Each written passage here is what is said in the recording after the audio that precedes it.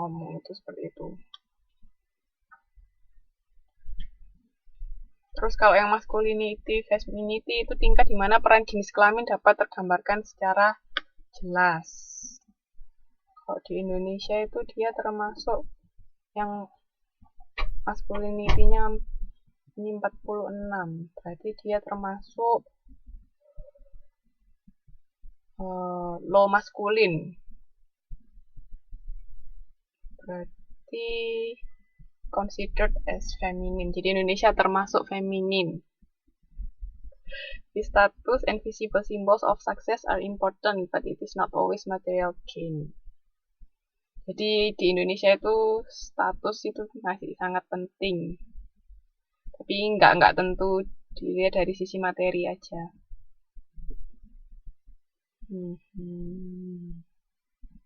Gengsi. Ya orang Indonesia tuh gengsian. Bisa dibuka, Pak. Kalau pengen tahu tiap negara, nanti bisa dilihat di situ ya. Terus kalau yang individualisme itu tingkat perbandingan nilai individu dengan kelompok. Ada yang tahu nggak Indonesia kira-kira lebih individual apa kolektif? Indonesia termasuk individual apa kolektif?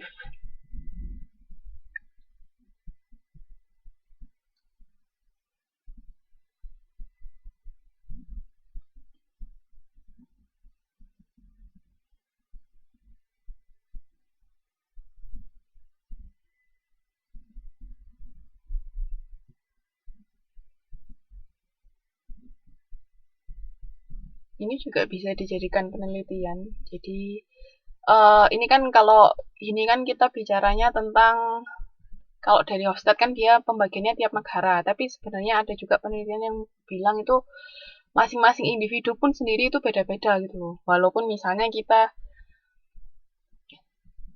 ya benar kan tergantung masih di makanya kan kalau pembagiannya Hofstede itu kan lebih ke tiap negara, tapi penelitian banyak juga penelitian baru itu yang dia cenderung ke individunya. Jadi ini bisa juga dipakai penelitian. Misalnya walaupun kita orang Indonesia, tapi bisa juga kita termasuk orang yang individualis, bukan yang kolektif. Jadi tergantung masing-masing individu itu juga ada. Sekarang banyak penelitian yang seperti itu. Jadi budaya ini bisa mempengaruhi keputusan pembelian itu juga ada penelitian yang seperti itu. Oke, kalau pengen tahu pembagian lebih lanjutnya bisa dibuka di website yang saya kasih tadi. Untuk pengen tahu Taiwan juga bisa di search, tinggal cari Taiwan. Oke, karena di buku ini cuma ada 4, kita ngikut yang di buku ya, walaupun sekarang sudah ada 6 kok dari aslinya. Bekerja untuk hidup. Ya, jadi dia bekerja keras. Cenderung orang-orang yang workaholic, Mbak.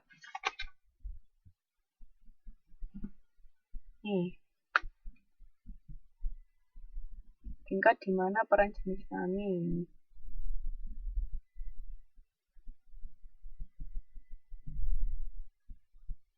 Mbak itu lihat dari mana? Dari buku apa dari kalau maksudnya kalau yang kebanyakan maskulin itu sebaliknya kah? Bentar ya.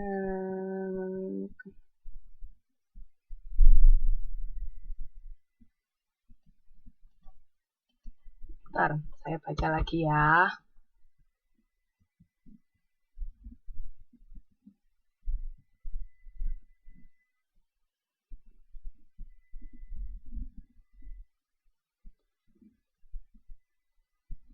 Oh, kalau yang maskulin itu dia lebih senang berkompetisi, makanya dia bekerja keras kan. Jadi di sini loh, maskulin itu bahwa society-nya itu berdasarkan kompetisi, achievement, and success. Nah, terus kalau sukses itu ditentukan berdasarkan siapa yang paling baik di dalam satu tempat itu, siapa yang paling baik. Itu untuk yang maskulin. Jadi makanya dia bekerja keras kan. Tapi kalau yang feminin itu nggak mementingkan hal-hal tersebut. Jadi dia lebih satu sama lain itu lebih istilahnya bisa lebih bersahabat. Jadi gimana dia mementingkan kualitas hidupnya. Kan kalau yang maskulin tadi keinginannya berkompetisi terus kan, makanya dia bekerja keras. Tapi kalau yang feminin itu dia nggak mikir itu. Pokoknya gimana gimana kualitas hidupnya tuh lebih baik, gimana dia saling perhatian antara satu individu dengan individu yang lain gitu. Jadi bisa dibilang kalau yang maskulin tuh lebih ke kuantitas kan karena dia ingin mencapai sesuatu terus, tapi kalau yang feminin itu lebih ke kualitas. Ini kalau yang maskulin feminin ini dia the fundamental issue here is what motivates people. Jadi apa yang memotivasi orang untuk hidup gitu. Wanting the best, ingin yang terbaik itu untuk yang maskulin, atau liking what you do, menyukai apa yang kita lakukan seperti itu.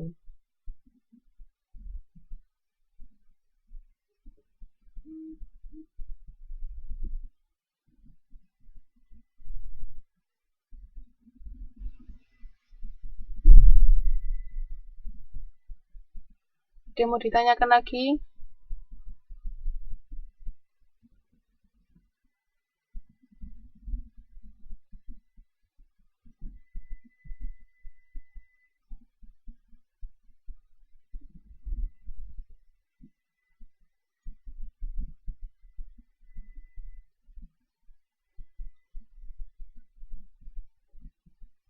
Oh, di sini maksudnya working in order to live itu bukan bukan working di bekerja keras untuk kompetisi ya, Mbak. Dia bekerja untuk gimana dia bisa menikmati hidupnya, jadi nggak berkompetisi kan jadi bekerja untuk menikmati kualitas hidupnya. Maksudnya di situ, bukan yang bekerja keras untuk berkompetisi. Tapi kalau yang maskulin itu dia lebih ke kompetisi menentukan siapa yang terbaik, itu bedanya. Paham Mbak Vera? Di maksudnya bekerja menikmati hidupnya. Pokoknya kalau yang feminin itu lebih ke kualitas hidup, kalau yang maskulin itu lebih ke kompetisi kuantitas siapa yang terbaik.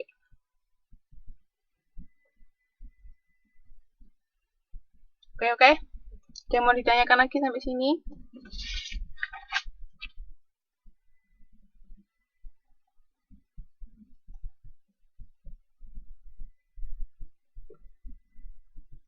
Mas, ada yang mau ditanyakan lagi?